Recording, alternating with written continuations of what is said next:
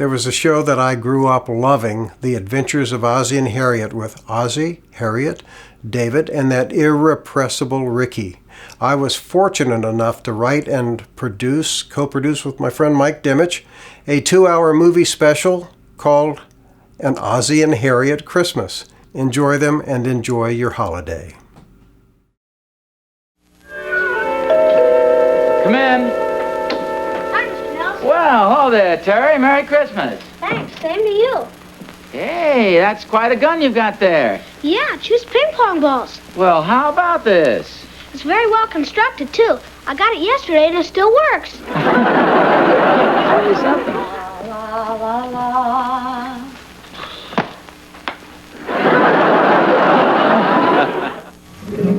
And now, KTLA, Golden West Broadcasters for Los Angeles, proudly presents America's favorite family, the Nelsons, in An Ozzie and Harriet Christmas. Here's Harriet, who plays the part of Harriet Nelson. The older of the Nelson boys, David, appears as David Nelson. And his younger brother, the irrepressible Ricky, played on film by Rick Nelson. Also tonight, Christmas greetings from Don DeFore as the Nelsons' neighbor, Thorny. Parley Baer as Darby. Lyle Talbot and Mary Jane Croft as Joe and Clara Randolph. Kent McCord as Kent. James Stacy as Fred. Plus appearances by Ozzie's younger brother, Don Nelson. And special guest of the Nelsons tonight, Tom Hatten.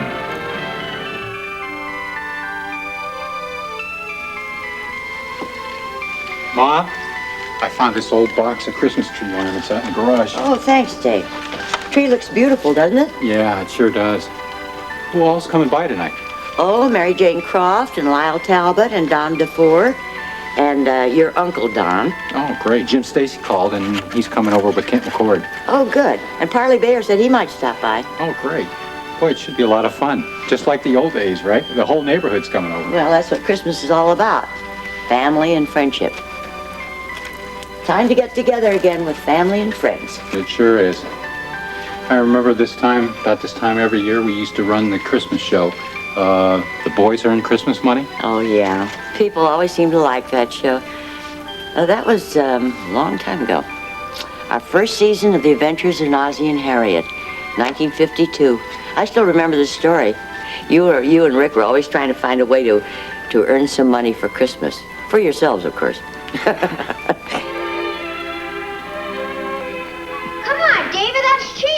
It is not cheating. It is so. The trouble with you is you're a chicken. Oh, yeah, that's what you think, wise guy. That's what I know, half pint. You better watch out, David. I may be small, but I'm awful mean.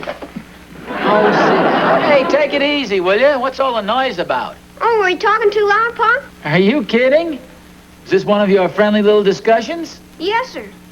That's what I can't understand. How can anybody be as smart as you and have a son as dumb as David? Oh, yeah? Yeah. Oh, yeah? Yeah. Oh, yeah? Yeah. I'm in high school now, and I'm getting a little bit too old to get in these silly arguments with you. Oh, yeah? Yeah. Oh, yeah? Yeah. Oh, yeah? Oh, come on, calm down, will you, fellas? You better tell him to be careful, Pop. I'm getting pretty strong, boy. That's a laugh. Oh, yeah? Have you seen my muscles lately? What's the matter? Can't you find them either? Come on, take it easy, will you, guys? Okay, Pop. Ricky has something important he wants to ask you. Who, me? I thought you were going to ask him. We had the elections and you were elected. Yeah, I know. I thought I voted for you. You did, and I won, so you have to ask him. Yeah, well, somebody better ask me or I'll never find out. Come on, David, what is it? We'd like to do our Christmas shopping a little early this year, Pop. Well, it sounds like a fine idea to me. You certainly have my permission for that. Oh, boy. Come on, let's go, David. Wait a minute. You're forgetting the most important part. What's that? We need some money to buy the presents with. Atta boy, David. I knew you could ask him. I've been framed. Pretty neat job, too, if you ask me. Oh, I don't mess around, boy. Looks like I'm the guy that's been framed. How much is it going to cost me? Oh, don't worry, Pop. It won't cost you anything. Well, there must be a catch to it somewhere. There is. See, we want to work for the money. Well, that sounds like a very commendable idea. You can blame David. I thought if we worked for it, we'd appreciate it more. Yeah, that's right. That's at least the way I feel.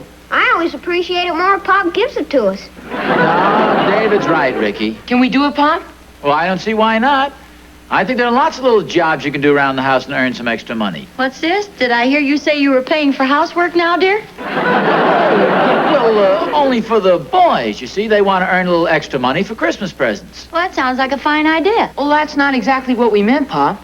Well, I thought you said you wanted to work and earn some money. We mean a regular job in a store. A regular job? Well, just on weekends and after school, maybe. A lot of the kids are doing it. Well, I'm sure there are lots of things you could do around the house here. You could help your mother with the chores. Yeah, but we want to make some money. That's what I mean. Yeah, but if Mom doesn't get paid, then it's not fair. Yeah, that's a thought. Just a second. Let's tackle one problem at a time. Where do you guys think you could get a job? And we could work in a store. Oh, I think you guys are a little young for that. And we talked to Mr. Miller at the grocery store, and he said he'd think it over. Oh, I don't see how you'd make much money. If it was an ice cream store, I'd work for nothing, boy. You may have something there. How about it, Pop? What do you say? Well, I don't suppose earning a little Christmas money will do you any harm. Oh, I'm not sure I like the idea they're going out and working in some strange place, though. Oh, don't worry, Mom. We know practically everybody in town. Or at least Ricky does. Really? Sure. When we go to the bakery, the lady always gives him a free cookie. When we go to the drugstore, he gets free bubble gum. He even gets free ice cream at the soda store. So you do all right, don't you? Oh, I don't mess around, boy. He knows everybody. He's a regular politician. Can I help it if older women find me attractive? I still think you guys are pretty young to go out and get an actual job. Pop used to work when he was a boy, didn't you, Pop? Well, yes, that's true, David. I'll never forget this one winter. I think it was the coldest winter we ever had. I had this job working Saturdays in a grocery store. I had to trudge 3 miles through the snow just to get there. Did you work afternoons, too? Well, no, it wasn't a regular job, but... See, it seemed in those days we had more snow in the winters, and your Uncle Al and I used to pick up some extra money shoveling snow off people's sidewalks. Never forget this one afternoon we took care of 15 customers. Holy smokes. Well, that sounds like a lot of hard work, boy. Well, if you figure on earning extra Christmas money, you gotta count on a lot of hard work. It's okay with me, Pop, can't we? Well, it's up to you guys. It's all right with me. Gee, thanks, Pop. Well, I want to go on record as saying this is not my idea. Come on, Ricky. Let's go. I could have been talked out of this very easily. Well, you boys be careful if you're going downtown. Okay, Mom. Will you do me one favor, Mom? What's that, dear? Will you tell David he doesn't have to hold my hand when we cross the street anymore? Come on, we want to hold your hand anyhow. Oh, yeah? Don't forget, I'm also attracted to younger women. Hi, Oz. Oh, hi, Thorny. What's up? Planning a trip to the moon? No, I was just looking up at the sky. The weather seems a little threatening today, doesn't it? Yes, it does. Say, not to be changing the subject, but I just saw your 2 young sons heading down the street. They looked like they were in an awful big hurry. Oh, they're pretty important guys today, Thorny. They were going to work. Don't tell me they got a job. Yeah? Yeah, they want to earn a little Christmas money. You know, it's pretty tough for kids to find work these days. Yes, it is. My boy Will's been looking all week. But nobody seems to need a 15-year-old boy who's very good at basketball.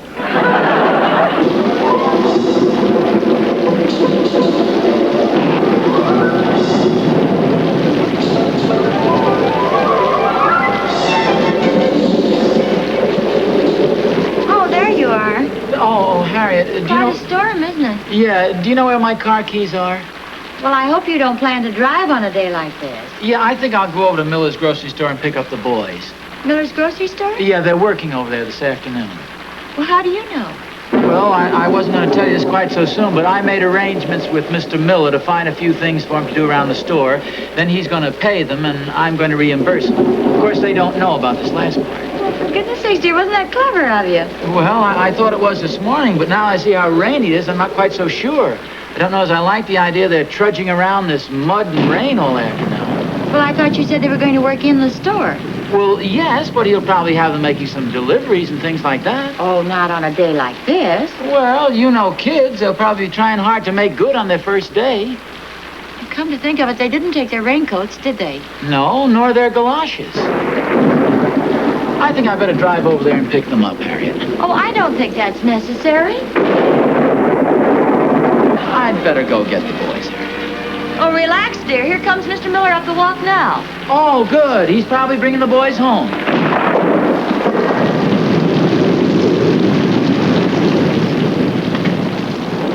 Hi, Mr. Miller. Howdy, Mr. Nelson. Hello, Mrs. Nelson. Hello. Sure is coming down, isn't it? Yeah, it's an awful day out. Oh, I better not come in any further. My feet are kind of muddy. It's okay. Where are the boys? Out in the truck? Oh, yeah, David and Ricky. See, what happened to them? I waited around the store this afternoon. They never did show up. You mean they're not working down your grocery store? I know. I figured you must have kept them in with the way the weather turned out and everything. Well, no. Somebody phoned at noon and told them to show up for work. I thought it was you. No, it wasn't me. I thought you were going to tell them. Well, yes, I was, but this party phoned about noontime and told the boys to report for work at 2 o'clock. I just figured it was you. No, it wasn't me. I had lunch over at my wife's sister's place this afternoon. They don't have a phone. My brother-in-law comes over to the store and uses mine. Sits there talking and eating fruit. Runs a pretty good-sized bill, too. That's funny. Well, you wouldn't think so if you had to pay it. I wonder where the boys are working. Beats me. Well, bye-bye, Mr. Nelson. Bye, Mrs. Nelson. Goodbye, Mr. Miller. Bye, Mr. Miller. Here, I'll put those away, dear. Hey, I'm worried about the boys. Did you hear that? They didn't show up at the grocery store. Yes, I know. Let me check over this list and make sure everything's here.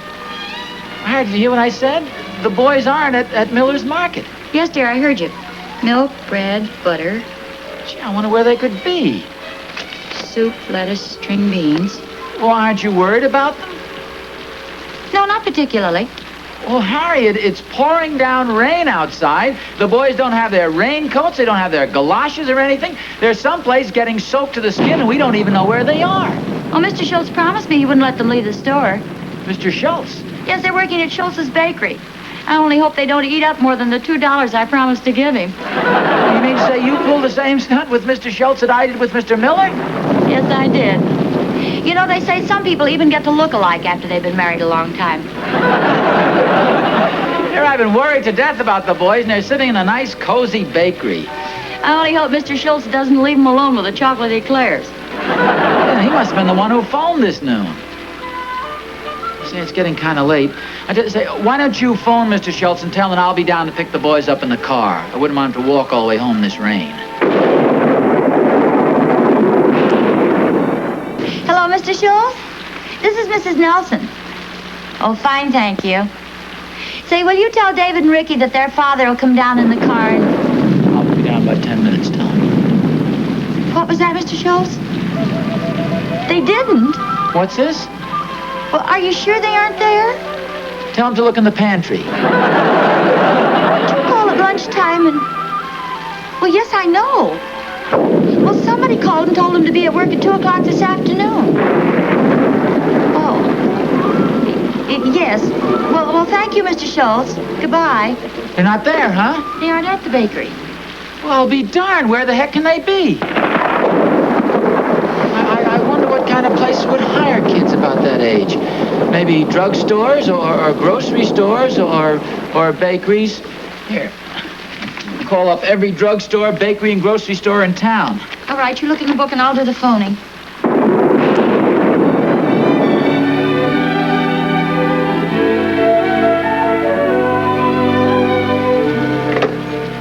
Gee whiz, what do we do now?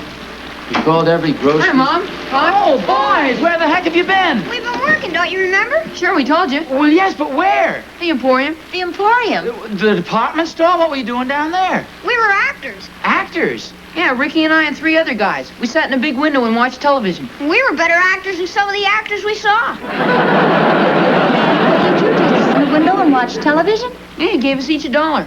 Just think of all the times we watched the Thornberrys television for nothing. Gee, you know, come to think of it, it's a pretty good advertising stunt. Well, you boys are soaking wet. Did you walk home? No, I took a taxi. A taxi? Well, why didn't you phone? I'd have gone down and picked you up in the car. And we tried about 6 times, but the line was always busy. Well, your mother got kind of worried, and she's been phoning around town a little bit to see where you guys were. Gee, it's a shame you had to use up your money on a taxi cab. I still have 50 cents left. And I got a quarter. Oh, well, that doesn't even up. How come you have 50 cents and you only have a quarter? I'm a big tipper. Come on, you guys. Get out of those wet clothes. The man wants us back every Saturday for the next month. You should have seen the audience we had, even in the rain. Ricky started showing off. I did not. I always watch television standing on my head. You say this man wants you back every Saturday for a month? Yes, sir, that's what he said. And all you do is watch television? Yes, sir. And he pays you $1 apiece? Mm-hmm. Gee. wonder if you could use a slightly older boy. I have a propeller beanie, and we'll travel. I feel good just remembering that program. It's going to be a wonderful old-fashioned Christmas, David. It sure is. Joy to the world, the Lord has come. Oh, it's Tom Hatten and Christmas carolers. Her King. Let every heart prepare him room. Shall we let him in and have ice cream? Nature sing. Let heaven and nature sing. And heaven and heaven. Hey, Merry Christmas! Come on in, you guys. Stay tuned for more adventures with America's favorite family, the Nelsons, as an Ozzie and Harriet Christmas continues. And now we return to an Ozzie and Harriet Christmas. Tom Hatten, hi. Hi, Dave. Hi, Mrs. Nelson. Hi, you better call me Harriet. All right, Hi, Tom. Hi, Harriet. Hi, kids. I'm David. Hi, David. Hi, Mrs. Nelson. Tom, Hi. I've seen you so much on TV, I feel like I know you. Thank you, Dave. And you know I've seen you a lot on television, too. Well, thank you. You're Harriet on the Ozzie and Harriet show. I watch you every Saturday morning. Oh, thank you. Well, you kids all look ready for Christmas. How about some cake and ice cream? Yeah. Good, I'll be right back. Don't go away now. Gee, David, that's a beautiful tree. Oh, thank you, Tom. Yeah, some of the ornaments on that tree really bring back memories. Hey, kids, I'll bet that Dave could tell us some stories about the Christmas shows that the Nelson family used to do. Will you do that, Dave? I sure would. As a matter of fact, I remember one show we did when Rick and I were real young, where we wanted snow to come for Christmas because we had asked for skis. And in the television show, we used to do a lot of flashbacks. And the same thing really happened to my dad and his brother. So in the show, Rick played Ozzie and I played Uncle Al. And we waited for the snow to come.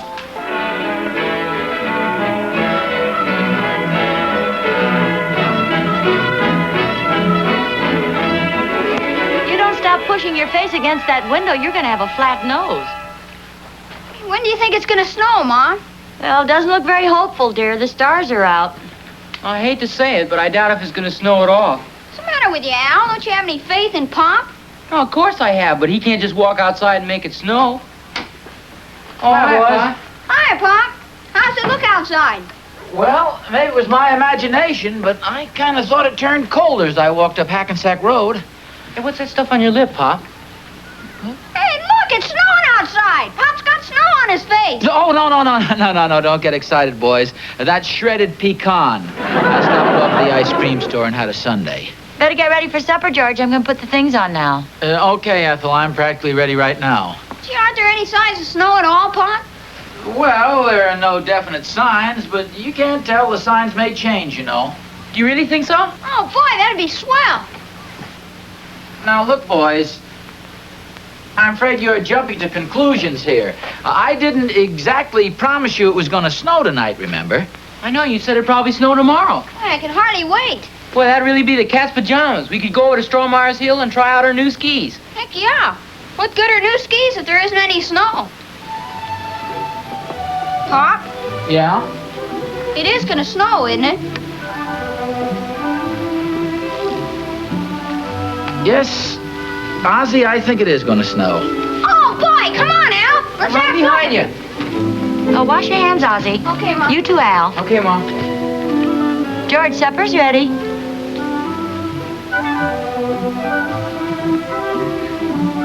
I said supper's ready, George. Oh, yes, dear.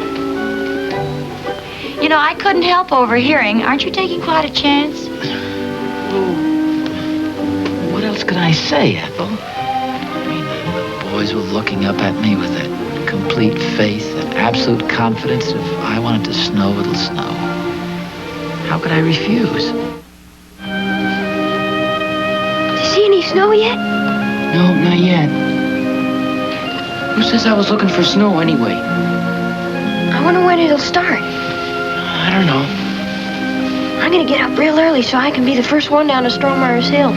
You want me to wake you up? Okay. You better go back to sleep, Oz.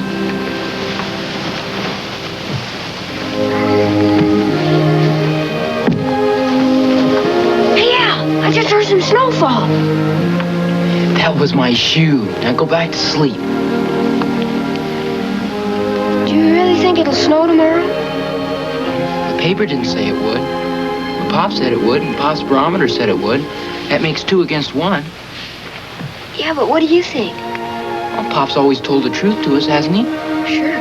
Well, then. What are you doing? Getting my flannel nightshirt. You don't think I want to catch pneumonia, do you, when all that snow starts falling?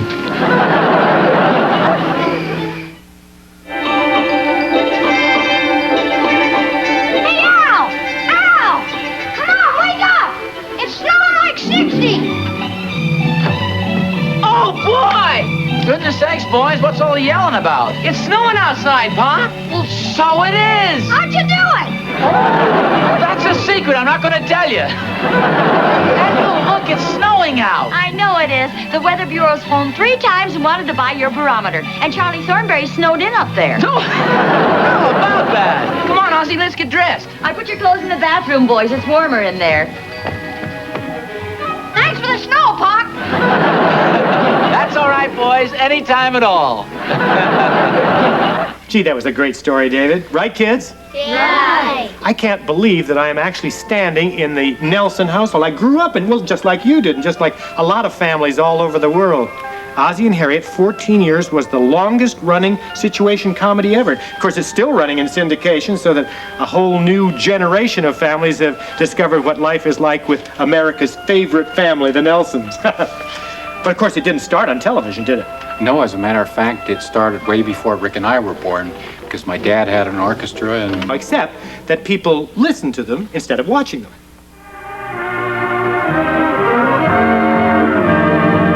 The solid silver with beauty that lives forever is International Sterling. From Hollywood, International Silver Company, creators of International Sterling, presents The Adventures of Ozzie and Harriet, starring America's favorite young couple, Ozzie Nelson and Harriet Hilliard. After being featured on radio series with Joe Penner, Bob Ripley, and Red Skelton, Ozzie and Harriet started their own show in the fall of 1944. First, other child actors were hired to portray David and Ricky, but in 1949, the boys auditioned. They were an immediate success and replaced the imposters. David was 11. Ricky was 7. With the threat of television slowly creeping into the strictly audio medium of radio, the ever-resourceful Ozzie packaged a feature film pilot for a television series at Universal called Here Come the Nelsons, 1952. It was perfect. The Nelsons were so natural, just like real people. On October 10th, 1952, The Adventures of Ozzie and Harriet debuted on ABC. It lasted until 1966. The emphasis slowly shifted from Ozzie and Harriet and showed the growth and development of David and Ricky. Was up against Ben Johnson. All right, Nelson, go for your gun whenever you're ready. Next, on an Ozzie and Harriet Christmas. And now, back to an Ozzie and Harriet Christmas. Yeah, well, Spumoni's pretty much like Tutti Frutti. Oh, I'll get it. Oh, it's Jim, Stacy, and Kent McCord. They played Rick's fraternity brothers on the show. Hi, Mrs. Nelson. How are you? Hi. Hi, Mrs. Nelson. Hi, Hi, David. guys. You know Tom Hatten, don't you? Hi, Tom. Hi, Kent. Hi, Tom. Hi, Jim. You should have been here when we had the big family reunion. We went through this for 40 minutes. Well, we just want to know where the lease is. What lease? Oh, here we go again. The lease for our fraternity house. I don't know. I've never seen it. Well, it's been here for 20 years. Well, I haven't. Look, we got to take a look at it. We got a tip it might be running out. If that's true, we got to make sure we can renew it. Look, I don't even know what it looks like. Okay, don't get mad about it. Well, let's take a look in the safe and see if it's there. Hey, yeah, it's a good idea. Fellas. Okay.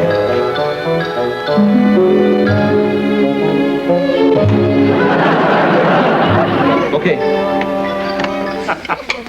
We were just telling the kids about doing the show with Ozzie.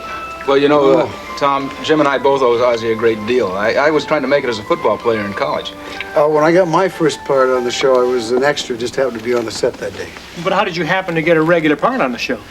Oh, well, I was standing over by that stage door over there, and the assistant director came over, and it was when he told me that Mr. Nelson was looking for someone to play with David and be one of his fraternity brothers. So the assistant director said, you know, he'll be coming over to talk to you in a little while. So Mr. Nelson come over, he approached me, and I thought I was looking pretty cool, you know, looking like an actor, you know.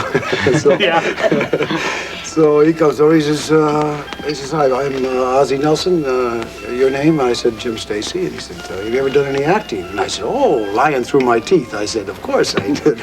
A lot of acting. I mean, I did that picture called, and, but he asked me if I'd get in front of the camera, and he'd give me a little test. So my first line was, believe it or not, was, hey, Rick, you want a hamburger? And it was in the malt shop. And I sat there, and I thought you had to be very low voice and kind of cool when you're talking, pronunciating. I said, hey, Rick, would you like a hamburger? He says, keep the camera rolling. He says, Jim, say it like this. Say, hey, Rick, you want a hamburger? And I said, hey, Rick, you want a hamburger? We did about 3 takes with different takes of me copying Ozzie. And that's how I got started. So you found out that naturalism school worked for you, and so you kept on doing it. I remember my first line too, and it was a party scene, and a big fraternity bash at the Nelson house, and Ozzie and Harriet come home, and I was just exiting, and Ozzie said to me, "Where's Rick?" And my line was, "Rick who?" As I walked out, and that was the first line that I ever had in pictures or anything, and. From that, as Ozzie did with a lot of people, a lot of young people, he brought them along slowly, and he started feeding lines, and he would pick friends of David and Rick's and start giving them little bits of business to do here and there. And I finally wound up doing, I guess, about 50 episodes of Ozzie and Harriet as an actor, and over the 5 years that I worked on it. And then, well, a friend of mine at Universal had gone into new talent over there, and he knew that I was doing the role on Ozzie and Harriet, and he asked me to present a scene for him, and that led to a contract at Universal, and then eventually work with Jack Webb, and Jack then hired me for the role of Adam 12. Oh. But you know, Ozzie was a tremendous catalyst in my life, and my whole family's life, as a matter of fact, and it was constant consultation with Ozzie during the whole run of Adam 12, and he also directed 2 of them, and I, you know, he was a dear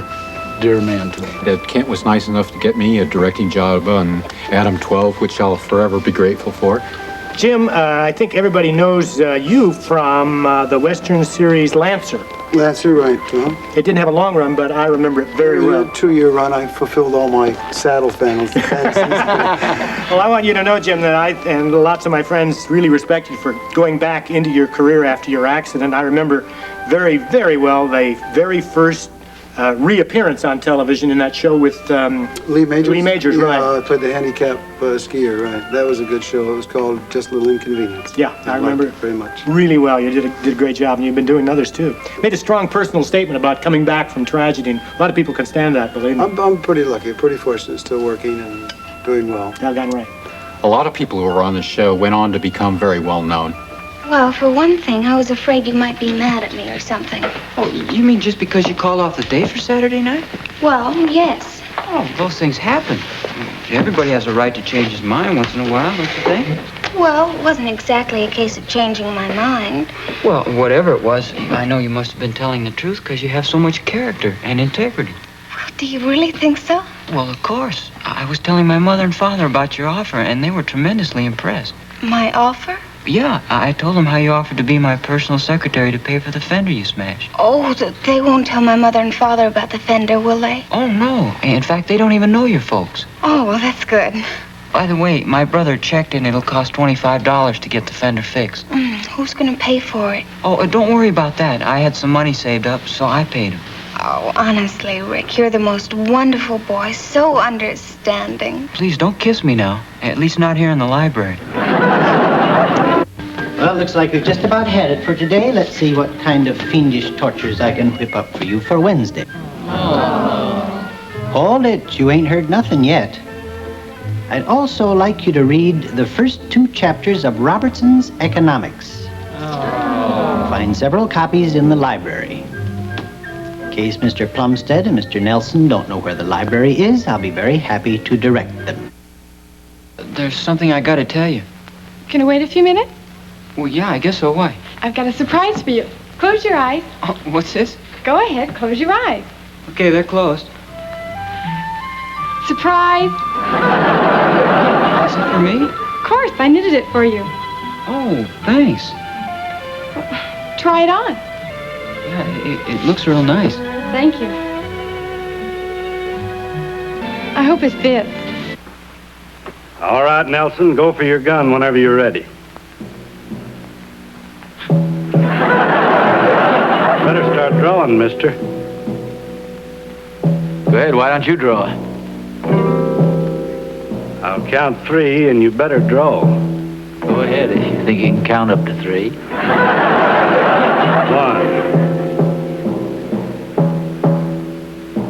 2. 3.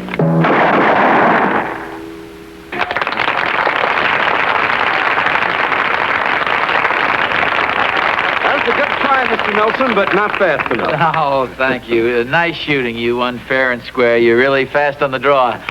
Thank you. How about a nice hand for the late Mr. Nelson?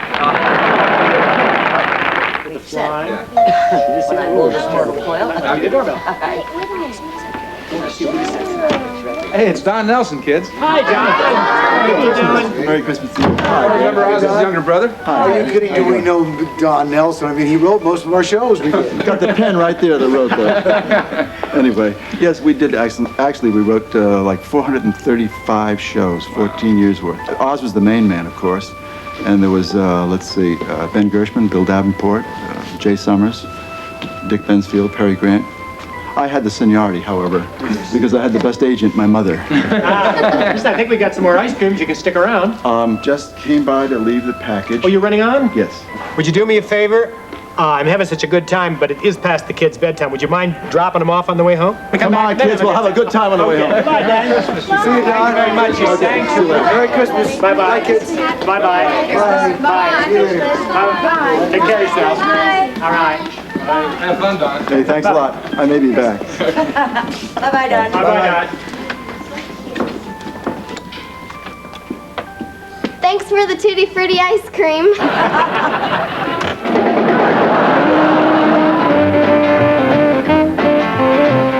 Coming up next, Ricky becomes a teen idol on an Ozzie and Harriet Christmas. Love me tender, love me sweet, never let me go.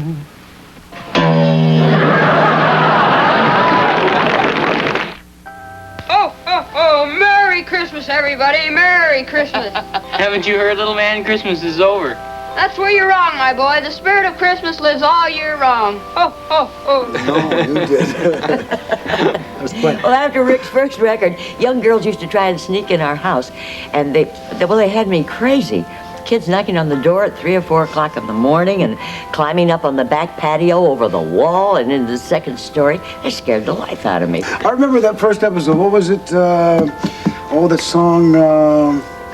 Ricky the Drummer. That was in the episode. Ricky the Drummer. What was the song? That was I'm Walking. I think it was about 1957. That's right. Yeah. Rick was 16. Yeah, after that, things really started to happen. It all started as a joke. Rick was going with this girl at the time, and she had a big crush on Elvis. And Elvis was Rick's idol, too. And he told her he could make a record. And she laughed at him. And that was when we filmed Ricky the Drummer. We stopped off at the record shop and got some Tommy Jackson records. Oh, I understand he's got some real good ones out. Yeah, he sure has. Hey, Mom, will you give me a yell when dinner's ready? I'll be up in my room. I want to play these records. Oh, Rick, why don't you play him here in the den? We've got a good player. Well, I'd kind of like to play along with him on my drums. Who knows, the drummer might get sick tomorrow night. Now, that's a fine thing to say. Oh, I don't mean anything serious. I just mean temporarily indisposed. Just long enough for me to sit in for a couple numbers. Close the windows now. We don't want to blast the neighbors off the block. Now, Harry, that's not as far-fetched as you might think about the drummer taking sick. I remember one time when our band was playing a one-night stand. It was a pretty important dance, too. And our first trumpet player was taken sick, and the kid from the local high school sat in and did a great job. Well, Rick's really been playing the drums pretty good, Pop. Have you heard him recently? I mean, with the door open? Well, no, but he seeps through the wall well enough for me to get the message.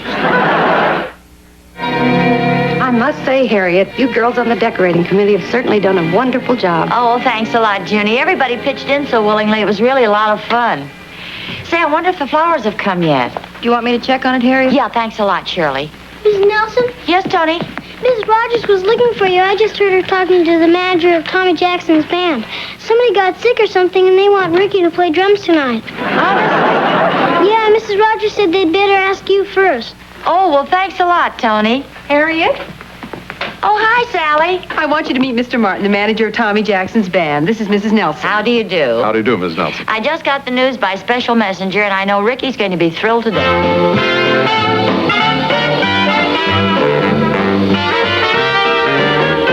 Boy, what a crowd. Wait a minute. Where's Rick? I don't know. Maybe he's just sitting out this number. Well, there he is, over there with the guitar player. What's he doing there? Rick! Oh, hi, Pop. What happened, son? I guess there was a little misunderstanding. They didn't need a drummer tonight. What they wanted was a guy to carry the drums. You mean a band boy? Yeah, I thought it was too good to be true. Don't say anything, though, Pop. I don't want to embarrass anybody. It was hard enough explaining why I was wearing this tuxedo. Ladies and gentlemen, may I have your attention, please? Would Ricky Nelson please come to the bandstand? Poor kid, they probably want him to lug some more cokes up on the bandstand. Our drummer's been taken sick, and we'd like Ricky to sit in with us. Well, how about that? Hey, Rick, they're looking for you. Yeah, I just heard. Good luck, dear. Here I am, Tommy. Go get him, Rick. Did you hear the wonderful news? The drummer has been taken sick. Terrible thing to say. Come on, Rick. Hey, Dave, how about this? Isn't that great? The drummer isn't seriously ill, is he, Dave? No, the band manager just took him out to the bus. He says he thinks he'll be all right if he just rests for a little while. Here he goes.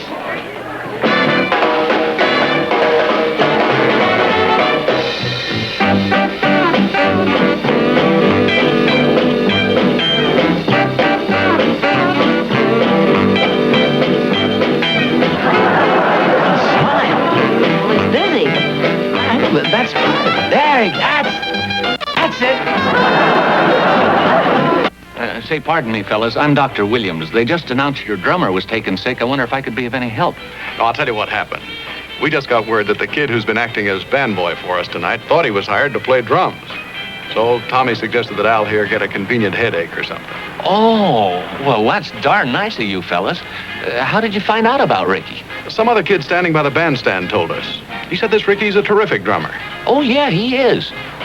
Oh, say, wait a minute. This other kid, was his name Dave? Yeah, that's right. He says he's known Ricky all his life.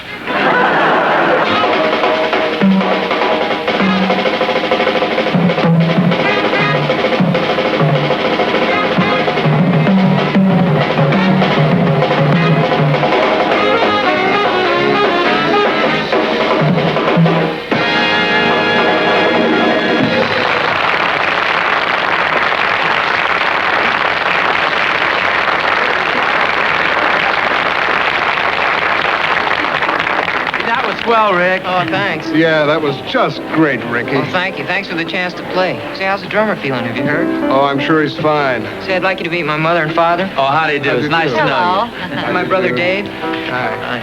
Oh, Dave is your brother? Yeah, have you met before? Well, yes. We were just talking about a few things. I met your dad before, too, years ago, but he doesn't remember it. Oh, really? That's right. Maybe you'll remember the incident. You and your band were playing a one-nighter in Indiana, and your trumpet player was taken sick. I was in high school at the time, just like Ricky here.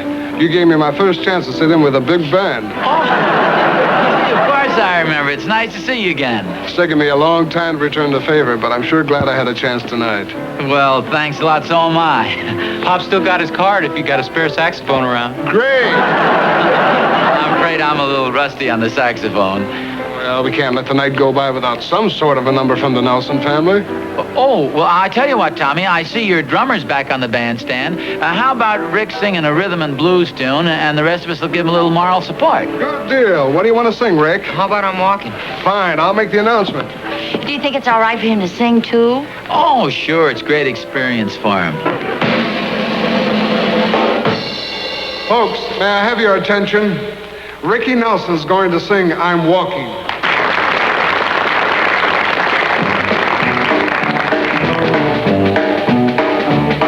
I'm walking, yes indeed I'm talking for you and me, and I'm hoping that you come back to me.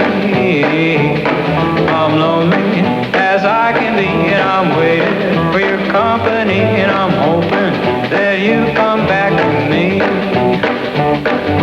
What you gonna do when the well runs dry? You're gonna run away and hide. I'm gonna run right by your side. For you, pretty baby, I'd even die. I'm walking, yes indeed, I'm walking for you and me, and I'm hoping that you come back to me.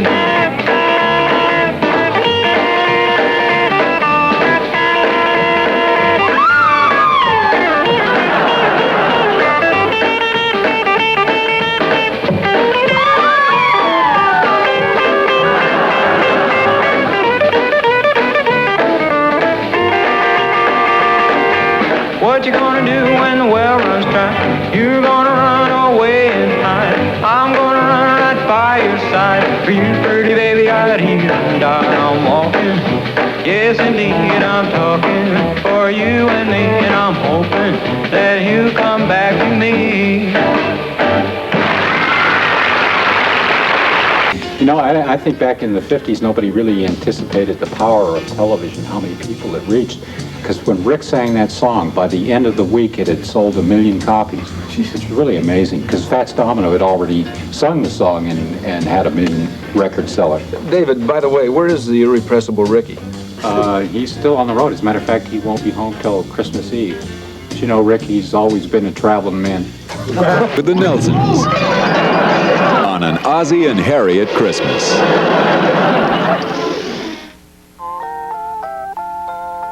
And now we return to an Ozzie and Harriet Christmas. The kids ate all the ice cream. You almost ready with that batch, Tom? Let's have a look. Yep, it's all done. Anybody home? Man! Merry Christmas! Oh, Parley, I'm so glad to see you. Merry Christmas, Tom. This is Parley Baer. He used to do Darby on We Well, I know. old friends. Parley Baer, Good to my see you, gosh. Tom. Good to see you too, in person, because I think in the last couple of years I must have introduced 100 of your movies on television. I hope so. I hope so.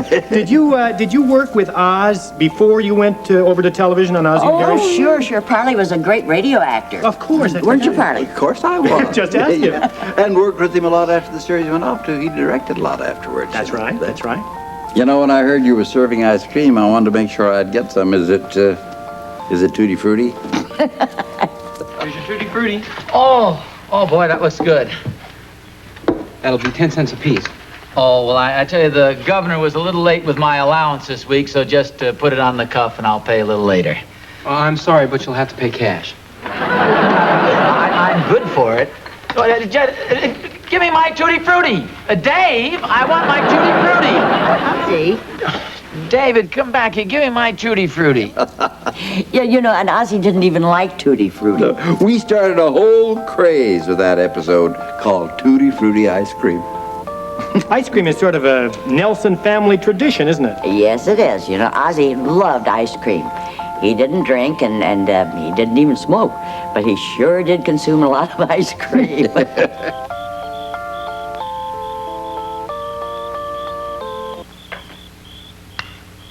Darb.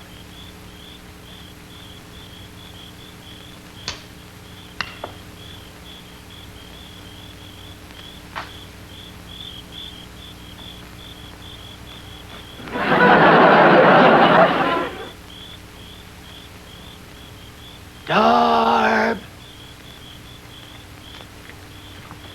Just what is going on? Oh, well, I'm glad you're awake. Well, I wasn't awake until you started throwing rocks through my window. I thought somebody was trying to elope with Sally. I just... keep it quiet. I just wanted to come over here and ask you a question. Well, what, for goodness sake? Well, do you have any Tutti Frutti ice cream? Good night, Ozzie. Go home and go to sleep.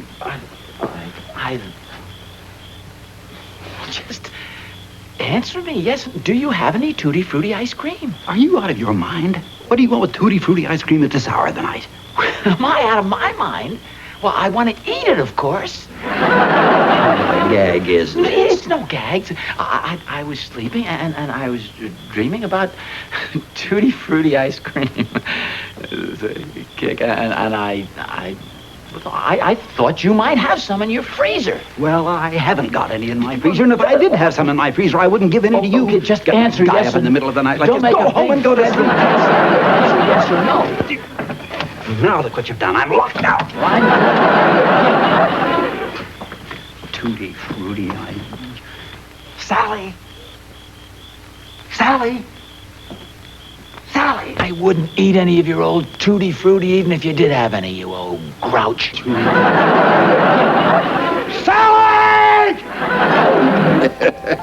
Oh, how about a Coke, Parley? Yeah. Is it nice and warm?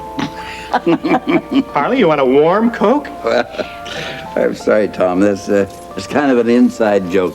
You know, one of the sponsors of the old Ozzie and Harriet show, I didn't mean the old Ozzie and Harriet. The old, yeah, was Coca-Cola.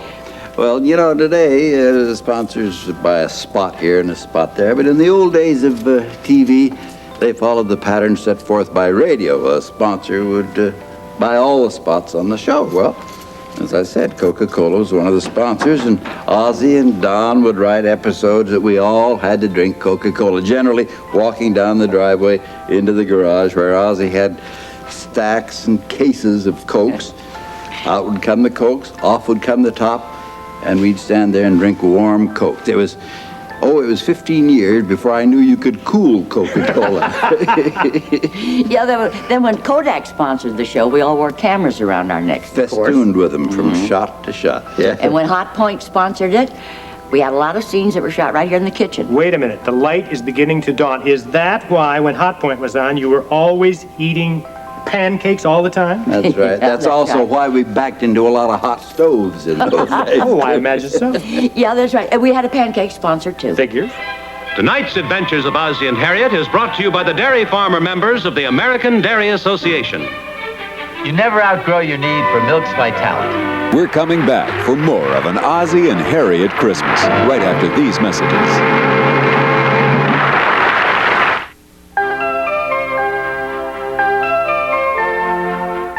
And now back to an Ozzie and Harriet Christmas.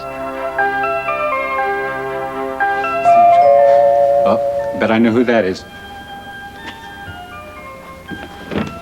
Hi, Don. Come on in. Hi, David. Merry Christmas. Merry Christmas to you.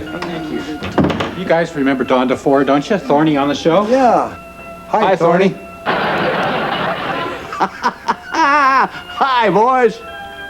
Yep, I remember my boyhood days. Every year I'd go to work just before Christmas. Oh, really? What kind of a job did you get? No job. I'd go to work on my father. Gee, Dave, it sure was fun doing this series. I believe that Oz was probably one of the most relaxed directors I had ever worked for. You know, for instance, we used to have those scenes in the backyard, you know, over the fences, like two old ladies hanging up clothes, you know, having a little chit-chat. And some way, Oz always would kind of, some movement, indicate to me that we were going to move over towards the steps. And eventually we would arrive there. And we had some great little bit of philosophy to kick around. And it was marvelous. And there was just no sweat. He seemed to know how to direct his people. This is what I've always a compliment to him, a compliment to me. Right. I can remember you guys doing 12 and 13 pages without a cut. It was amazing. Right. I remember sometimes that you and Ricky would be out playing on that little spot of lawn we had. You'd be playing football. And I'd get a call from Leo Pepin, the executive producer on it, and he said, Don, look, you know, you don't have a call till tomorrow, but can you come in this afternoon? You got to do a scene. We can't find the two boys, and they dirtied up their wardrobe. Right. So he said, come on in and do the scene. And we haven't got it typed yet, but it's in handwriting. And he said, we'll put the cards up. And I said, well, okay, it's all right, but I'll use the cards if I can rehearse with the cards, but I've really got to look at somebody when I'm talking. So he said, okay, bring him in. And I'd studied through this handwriting. It was Oz's handwriting. He did it just an hour before. And we'd do the scene, and by gosh, you know, we would get that scene off. And it was fantastic. It was terrific. And it would always gel and dovetail. Now here he's doing the current show, And here he's writing a little vignette that he and I have to do over the clothesline bit, and by gosh, it always worked. Absolutely. I was always lousy at that. If they didn't have the cue cards and the teleprompters up there, I was lost. Would you like some ice cream, Don? No. Do you have a warm Coke? Well, you just barely made it back for the Christmas party. Yeah, that's right, Dave. I flew in last night after being in my hometown to Cedar Rapids, Iowa, where I went to do a 2-hour Christmas special for them, which will play Christmas Eve. You know, I accepted it because I remembered the Christmas shows that we had always done. Oh, the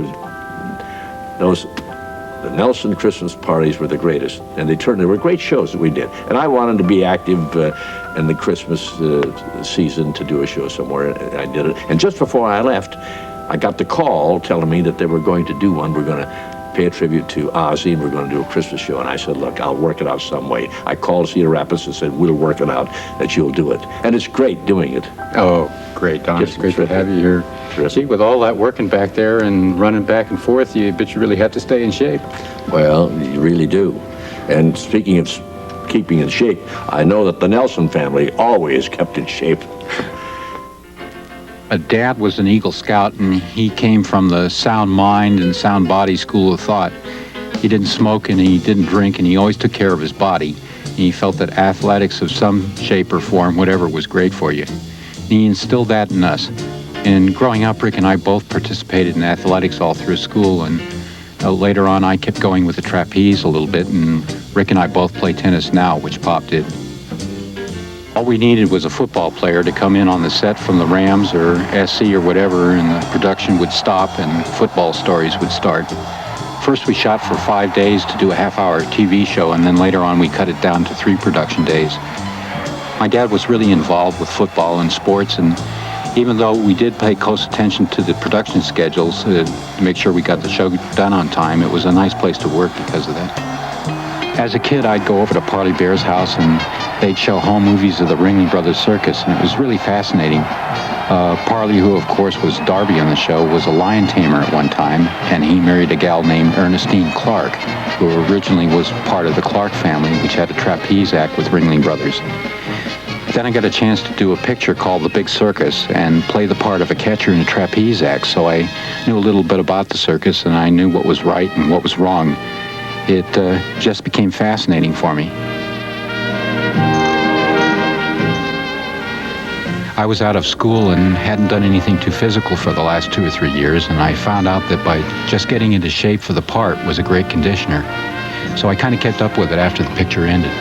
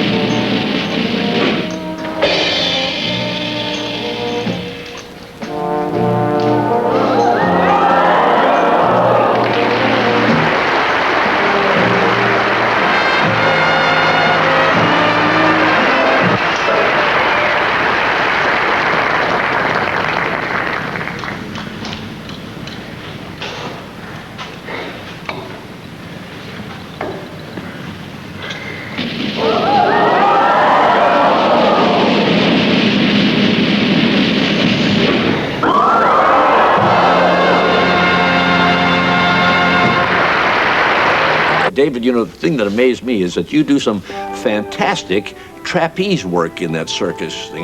Now, you know, I didn't know that you and Rick were in this in the early days until I saw it. You know, you did the show. Yeah. But it's fantastic. Now, where'd you learn that?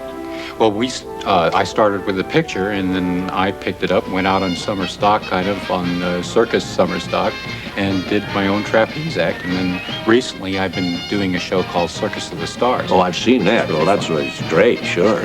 After about 5 years, it forces me to hold my stomach in at least once a year. But it's fun. I better start taking that up. Teach me to keep my stuff in my stomach. Dave, I got to tell you this. You were always terrific to work with. And the thing that I liked about you when your dad would tell you something, you were a good listener. And this is one of the great battles of acting. You've got to listen. And when you listen, somebody says something, the muscles on your face, you're not conscious of it, but the muscles on your face react to that. And the audience out there knows that you're listening.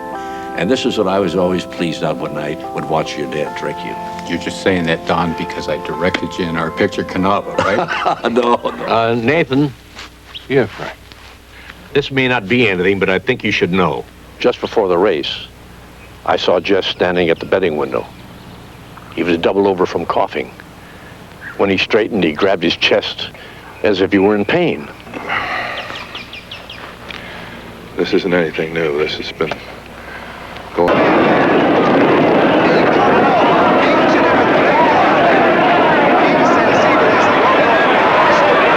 I just want to say, Dave, as a director, you were excellent and you were great to work with.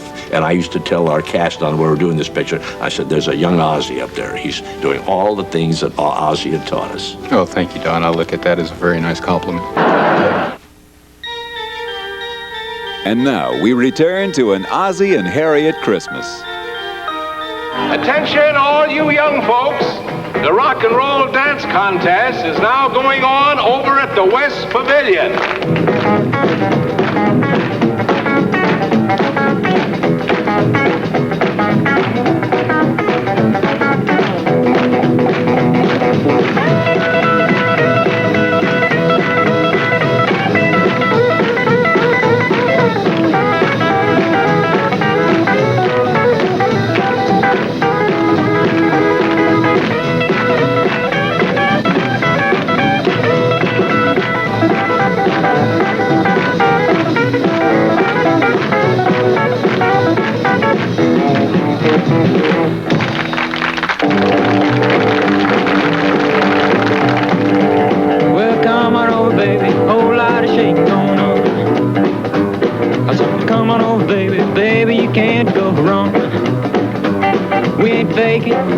Oh, we got a shake going on. Well, I said shake, baby, shake. I said shake, baby, shake. What a shake, baby, shake. What a shake, baby, shake. Come on over. Oh, we got a shake going on. Oh, let's go now.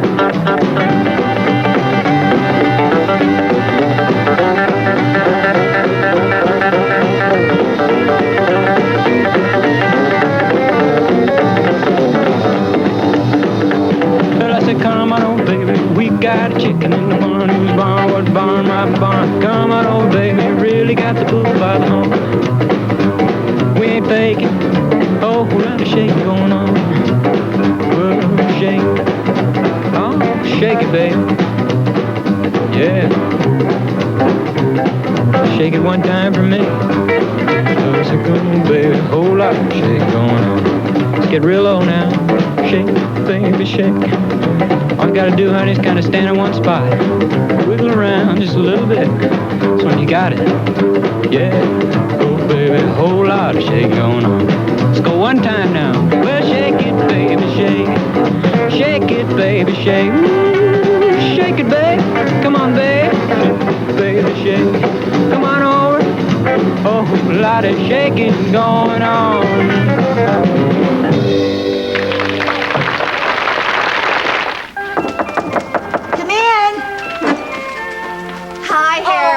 Mary Jane, Merry Christmas, darling. Oh, Harriet, you look wonderful. It's so good to see you. Tom, this is Mary Jane Croft and Lyle Talbot. Hi, Tom. Hi, Lyle. Hi, Mary Jane. Hi, Tom. All right, knock it off, you three. It's beginning to sound like an episode from the old show. We have a loose connection. That's what Joe said to me the other day. About the television, that is. Go make the coffee. Oh, isn't he nice? Good evening, ladies, and whatever you brought with you. He's funny. Here we are at the beautiful club, Zsa Zsa. I wonder if Lowell Thomas is there. Good evening, gentlemen. May I ask your names, please? Why, it's Joe and Ozzie. My name is Joe Nelson, and this is my friend, Ozzie Randolph. Oh, yeah. Looks like them, but they have different names.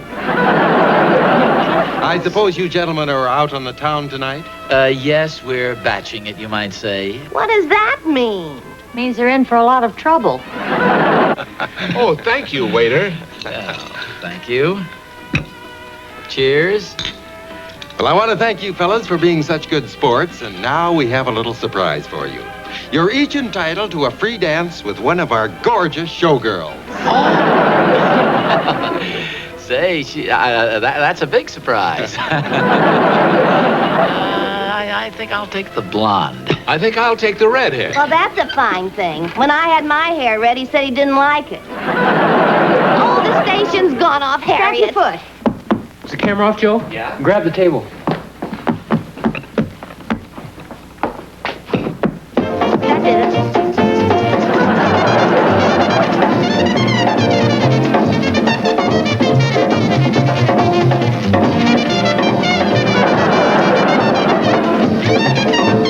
How do you like that?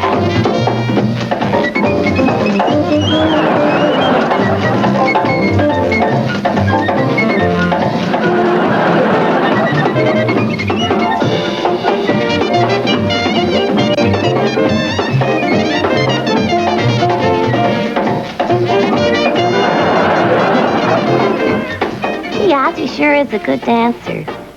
I wonder how he's going to like dancing with a broken leg.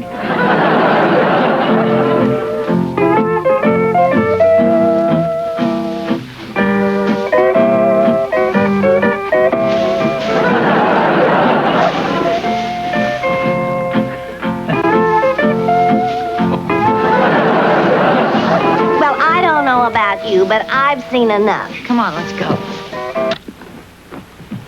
Well, girls, I think we worried you enough.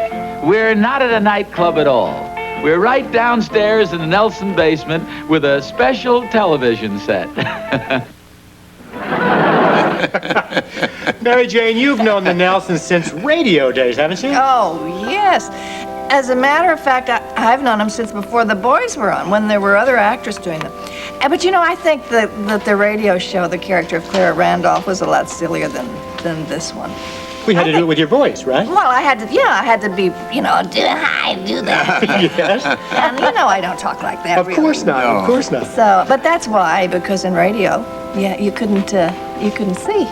Now, Lyle, did your character, Joe Randolph, come over from radio to television? Oh, no. I was a kind of a brand new character.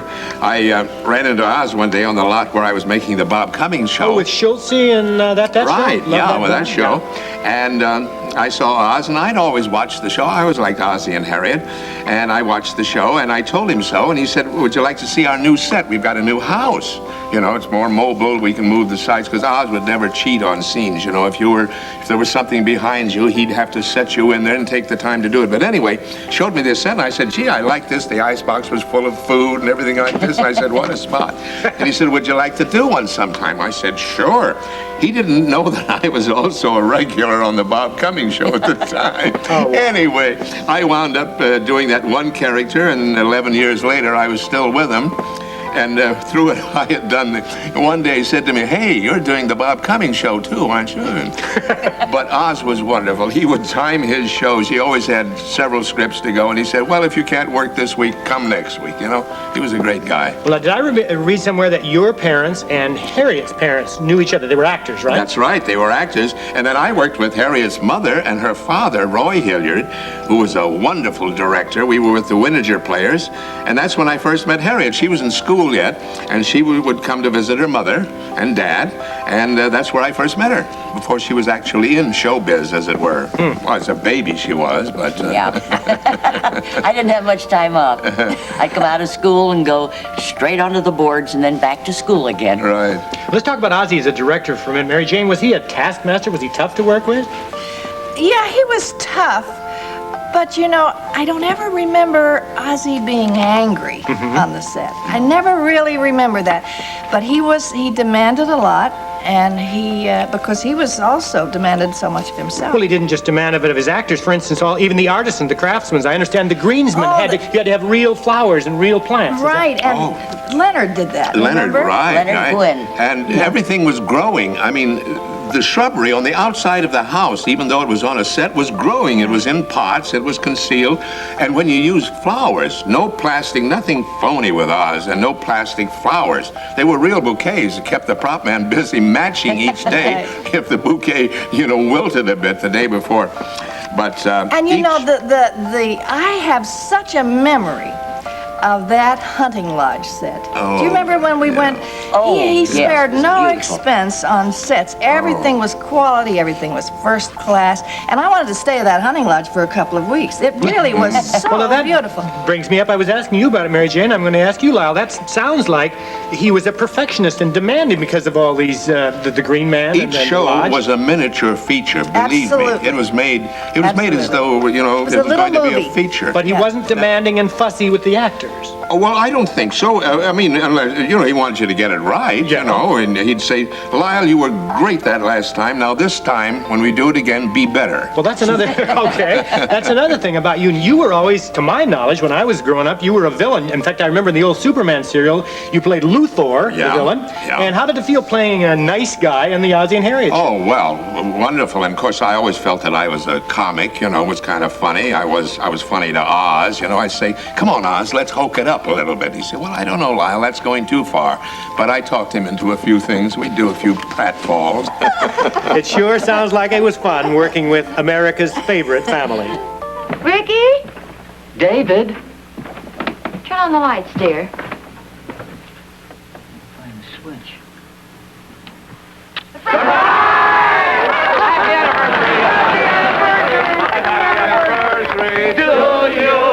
Happy anniversary to you. Happy anniversary, Ozzie and Harriet. Happy anniversary to you.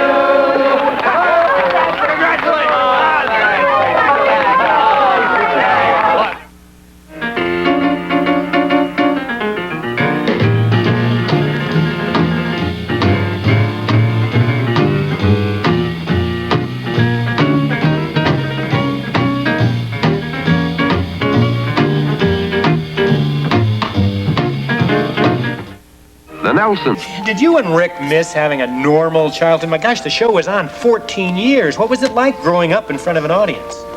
Well, it was,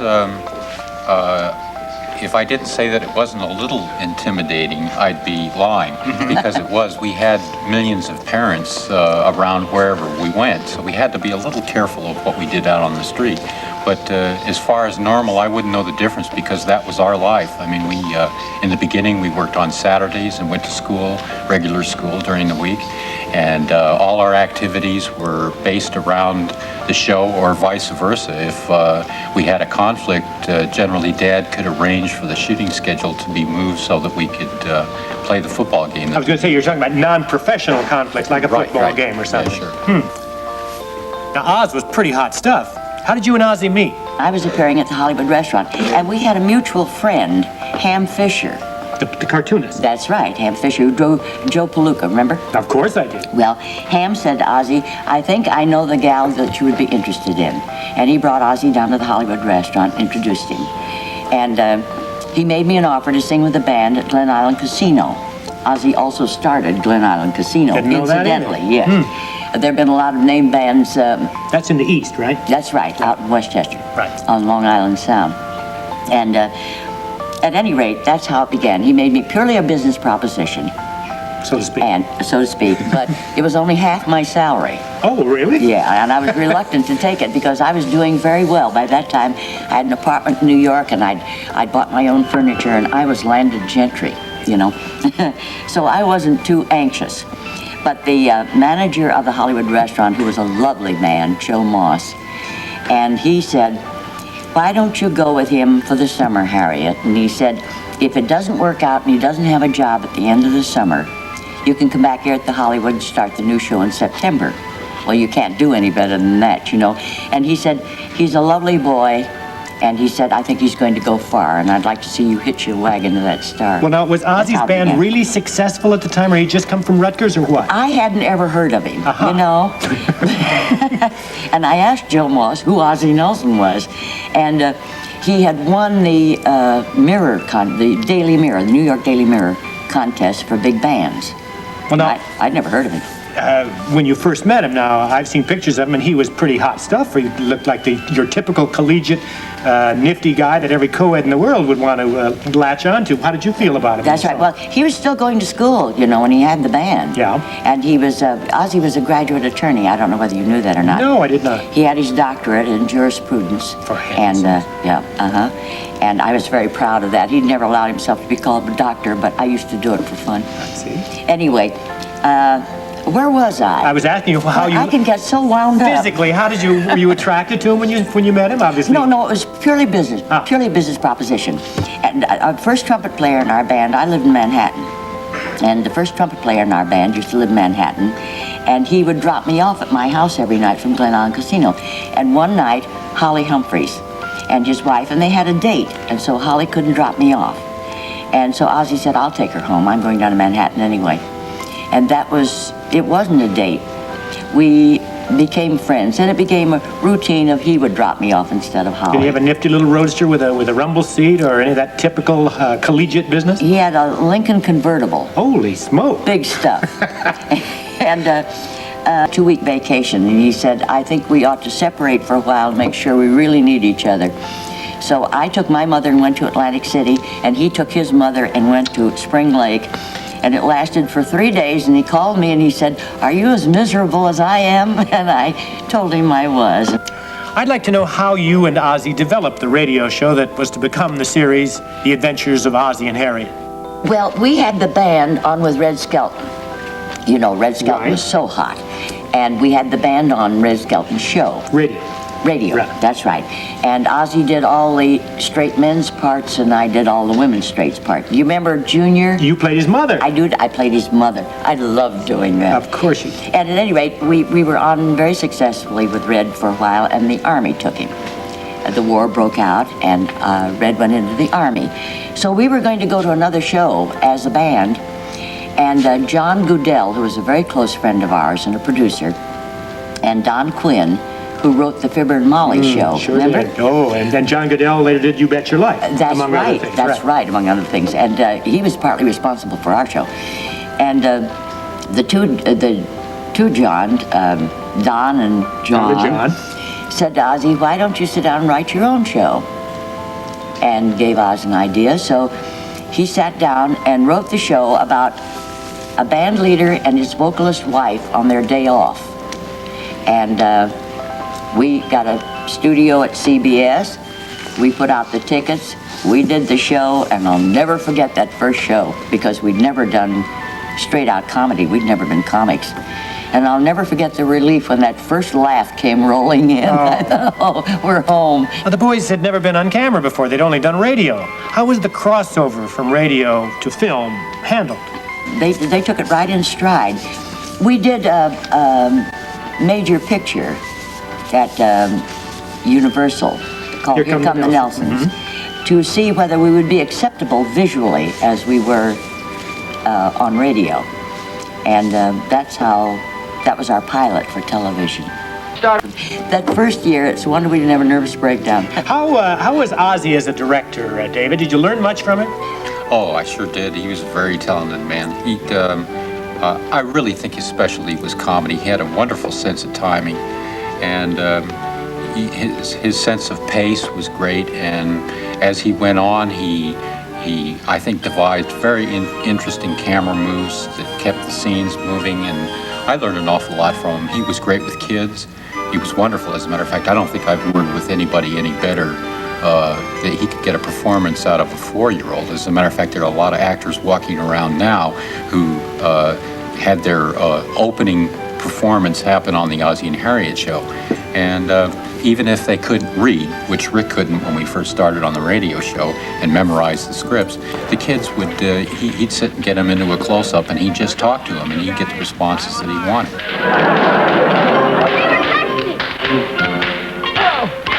got me, partner.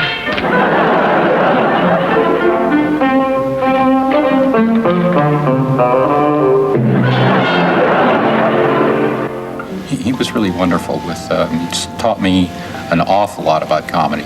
There's certain things about Ozzie's style of acting and directing which you, both of you, have called Ozzie-isms. Can you tell us about them? I kind of coined Ozzie-isms as meaning certain things as far as mechanics of camera moves. If you're moving a camera in a dolly shot, it has to stop before you cut, or don't cut from a still shot to a moving shot, and editorial things like that are kind of Ozzie-isms. There are a few others.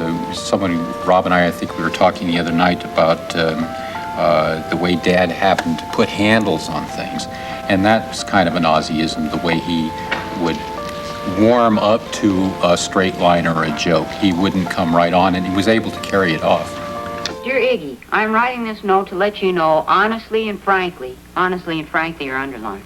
And in capital letters. You haven't written anything there that might hurt Iggy's feelings, I hope. Oh, heck no. I just say that I don't like the book. Rick, that's not very diplomatic. That's pretty blunt. Well, I thought you told me to be honest and frank. Well, yes, I did. But after thinking it over, I've sort of changed my mind again. I mean, you should be honest and frank, but also diplomatic. Are we back to being diplomatic again? Oh, hello, dear. I just explaining to Rick. Just what exactly does diplomatic mean, Pa? Oh, well, it just means being tactful and sneaky. For instance, suppose you should meet a woman and she's wearing a ridiculous, silly-looking hat.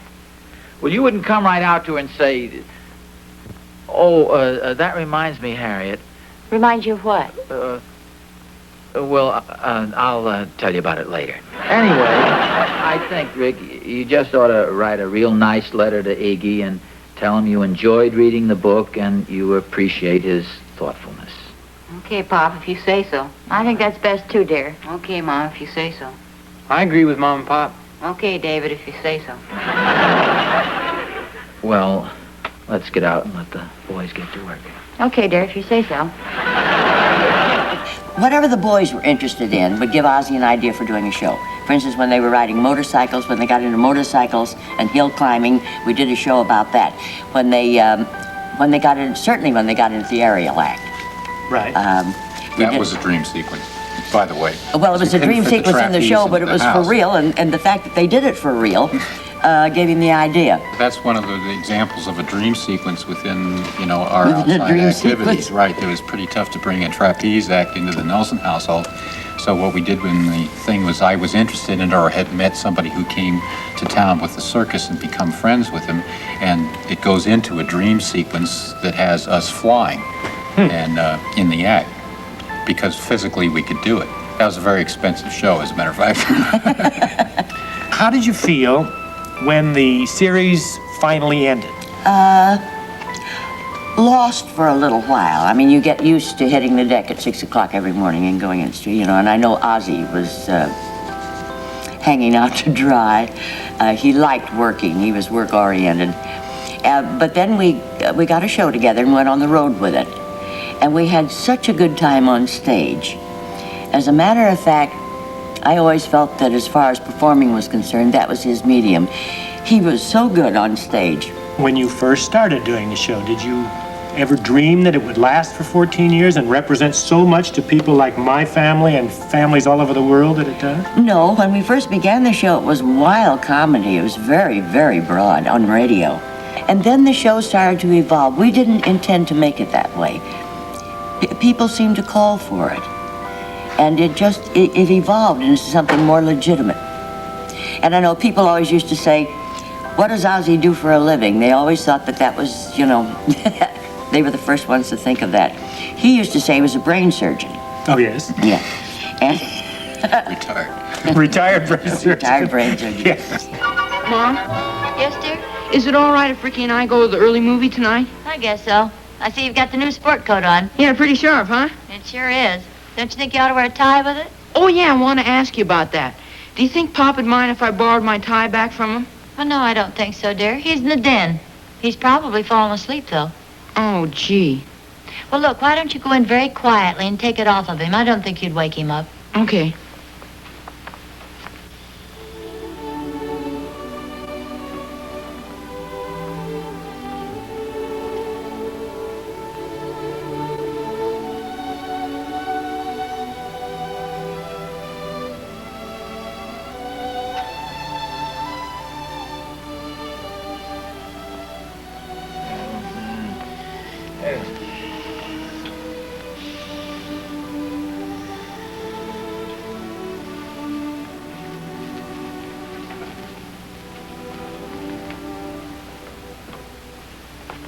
Hey, Mom, can you give me a hand here? Oh, you betcha. You get more like your father every day. Where's Ricky? He's upstairs. Is he changing his clothes? Yeah, he's getting on one of Pop's coats, too. Oh, no. Yeah, wait till you see him.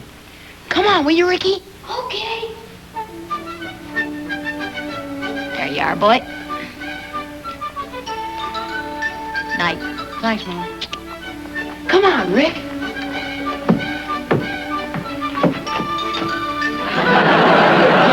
Ricky, where'd you get that hat? Down the magic store. Okay. Good night, dear. Good night, Mom.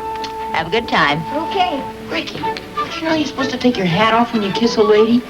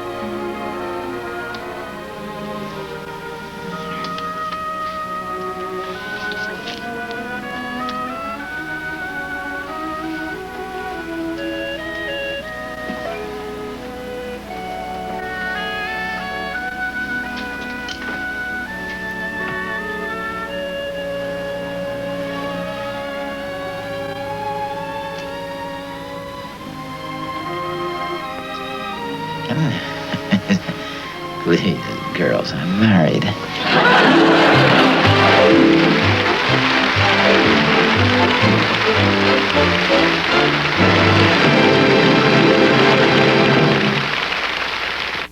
I think that does it. Now, come on, let's go. Hey, what happened? 58, David. How'd you guys get across the water? Wasn't easy. We had to build a bridge. You might get out of the way, Pop. You're blocking the road. Well, I can't move the car. It's stalled. That's not fair. I think I can make it.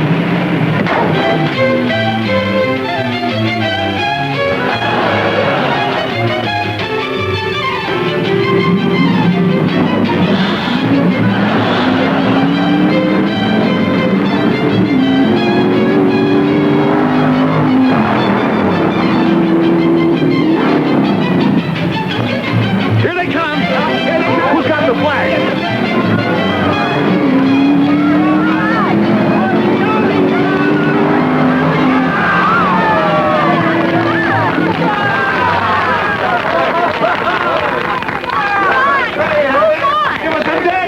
Absolutely, a dead heat. I thought it was as it crossed the finish.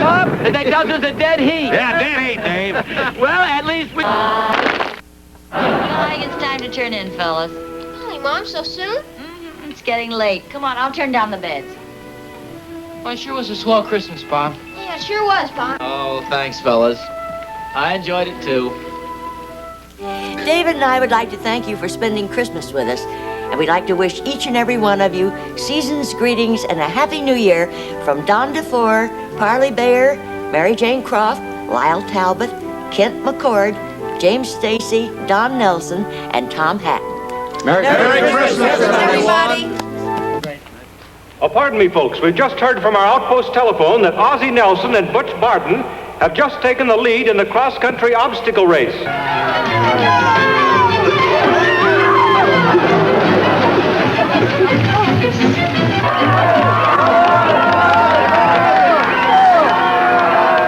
not doing so good, is he? He's never gonna make it. Come on, Pop! Come on, Pop. Gotta make it.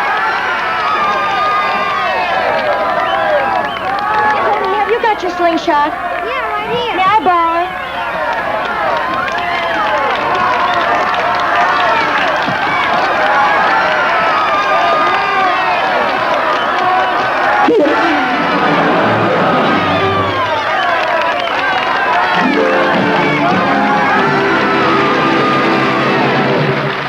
Thanks for watching.